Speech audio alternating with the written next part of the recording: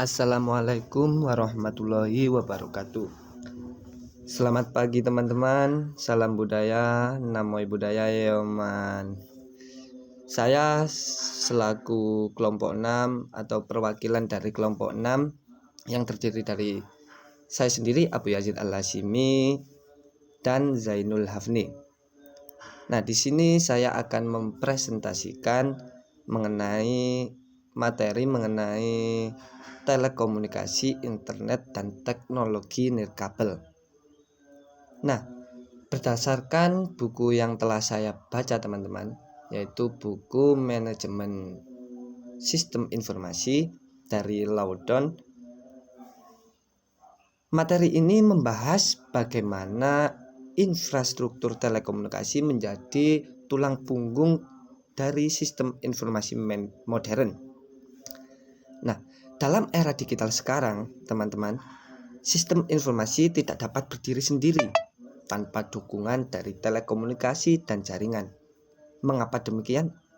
Karena menurut saya teknologi ini memungkinkan atau memudahkan kita untuk berkomunikasi, maupun individu antar kelompok maupun individu antar individu.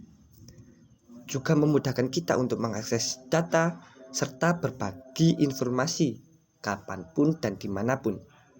Nah, internet dan teknologi nirkabel juga membuat proses bisnis menjadi lebih cepat teman-teman, juga lebih efisien dan fleksibel. Selanjutnya saya akan menjelaskan tentang konsep dasar telekomunikasi. Nah, telekomunikasi ini sendiri dapat kita pahami sebagai proses penyampaian informasi jarak jauh melalui media elektronik, misalnya handphone, komputer, atau laptop. Nah, informasi ini sendiri bisa berupa teks, suara, maupun berupa gambar, teman-teman. Selanjutnya yang tidak kalah penting yaitu ada 3 komponen utama yang berperan dalam telekomunikasi, teman-teman. Yang pertama yaitu pengirim. Jelaslah harus ada pengirim. Yang kedua media transmisi atau wadah untuk si pengirim atau internet gitu, atau selanjutnya yang ketiga yaitu penerima. Jelas harus ada penerimanya. Saya kasih contoh, semisal kita mau menelepon teman yang jaraknya jauh di Jakarta misalnya, atau mengirim pesan yang jaraknya jauh, kita bisa melalui media sosial atau internet. Gitu teman-teman. Sampai sini bisa dipahami ya. Selanjutnya mengenai elemen sistem telekomunikasi. Nah, setiap sistem telekomunikasi terdiri dari beberapa elemen teman-teman. Yang pertama ada hardware, seperti modem, router, atau server. Nah, hardware itu atau bisa dibilang itu apa ya? Wadah gitu. Bukan wadah juga. Gitulah pokoknya. Seperti modem itu router atau server. Selanjutnya software, yaitu yang mengatur cara perangkat saling berkomunikasi. Bisa dibilang perangkat lunak teman-teman. Yang ketiga media transmisi, yaitu dapat berupa kabel fiber atau optik atau gelombang radio teman-teman. Serta manusia sebagai operator atau pengguna yang menjalankan prosesnya.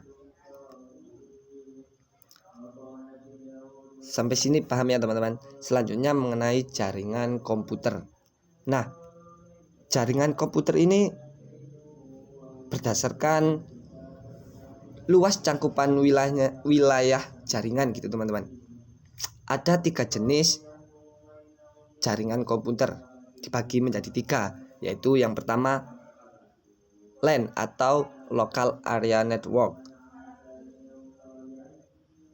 LAN ini untuk jaringan area kecil atau luasnya cuma sedikit gitu, seperti area kampus, area kantor, atau area rumah gitu teman-teman. Yang kedua ada jenis MAN atau Metropolitan Area Network, yaitu mencakup area sudah lumayan luas, yaitu kota atau daerah gitu teman-teman. Selanjutnya ada yaitu WAN atau Wide Area Network yang berskala global, termasuk internet global ini teman-teman, atau media sosial itu. Nah, tujuan utama dari jaringan ini adalah untuk memudahkan untuk berbagi data, sumber daya, dan komunikasi antar pengguna. Selanjutnya saya akan menjelaskan tentang internet. Nah, internet adalah jaringan terbesar di dunia yang menghubungkan jutaan komputer dan perangkat yang ada di dunia ini teman-teman. Internet bekerja dengan menggunakan protokol komunikasi yang disebut TCP atau IP yang memastikan data dikirim dengan aman dan tepat. Layanan internet sangat beragam, mulai dari World Wide Web atau bisa disingkat WWW, atau email hingga cloud, yang kini banyak digunakan dalam bisnis dan pendidikan. Selanjutnya saya akan menjelaskan tentang infrastruktur internet. Nah, dalam menjalankan internet ada beberapa infrastruktur penting, teman-teman. Yang pertama yaitu ISP atau Internet Service Provider yang menyediakan akses internet ke penggunanya. Yang kedua DNS yaitu Domain Name System yang berfungsi menerjemahkan nama situs menjadi alamat IP. Nah, itu DNS namanya teman-teman. Selain itu ada router dan server yang mengatur arus data sebagai wadah gitu. Server itu wadah semua yang mengatur arus data serta berbagai protokol seperti HTTP, FTP, dan SMTP untuk memastikan komunikasi berjalan dengan lancar. Selanjutnya teknologi nirkabel yang terakhir teman-teman. Nah, apa sih teknologi nirkabel atau wireless? Nah, teknologi nirkabel adalah teknologi komunikasi tanpa kabel yang memanfaatkan gelombang radio, inframerah, atau satelit. Nah, itu teman-teman. Contoh dari teknologi nirkabel yang sering kita gunakan adalah WiFi. Di rumah kita masing-masing banyak sekali kita jumpai atau temui di mana-mana, yaitu WiFi atau Bluetooth di perangkat elektronik, atau bisa lagi apa ya?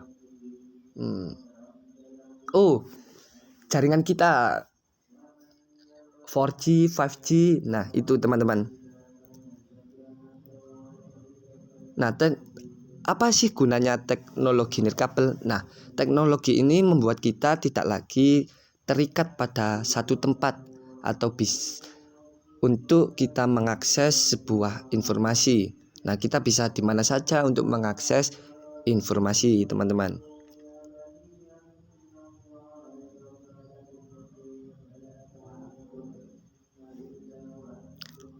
Selanjutnya mengenai Internet of Things. Nah, dari jaringan seluler atau yang saya singgung tadi, 5G tadi, Nah, istilah Internet of Things atau IoT mengacu pada jaringan perangkat fisik yang saling terhubung melalui internet. Perangkat ini bisa mengumpulkan dan bertukar data tanpa campur tangan manusia secara langsung. Contohnya kita bisa jumpai yaitu jam tangan pintar atau Rolex gitu loh teman-teman. Kan bisa berhenti sendiri, atau kalau gak gitu jam tangan pintar itu kayak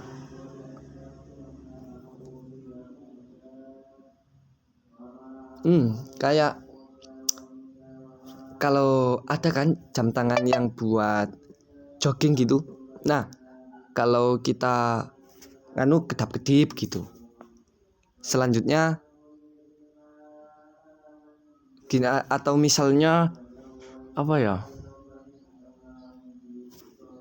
Kamera keamanan atau CCTV. Nah, itu menggunakan Internet of Things.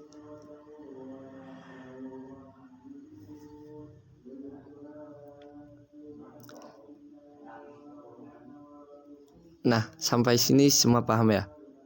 Kalau ada pertanyaan, silahkan bertanya di kolom komentar teman-teman.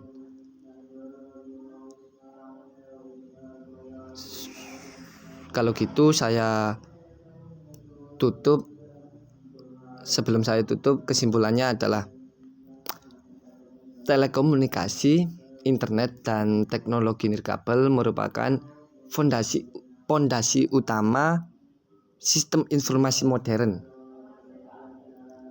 Ketiganya berperan besar dalam meningkatkan efisiensi, konektivitas, dan inovasi di berbagai bidang. Kedepan, kemajuan seperti 5G dan IoT akan terus mengubah cara manusia berinteraksi, bekerja, dan berbisnis. Sekian, terima kasih dari saya. Bila ada kurangnya tambahin. Wassalamualaikum warahmatullahi wabarakatuh.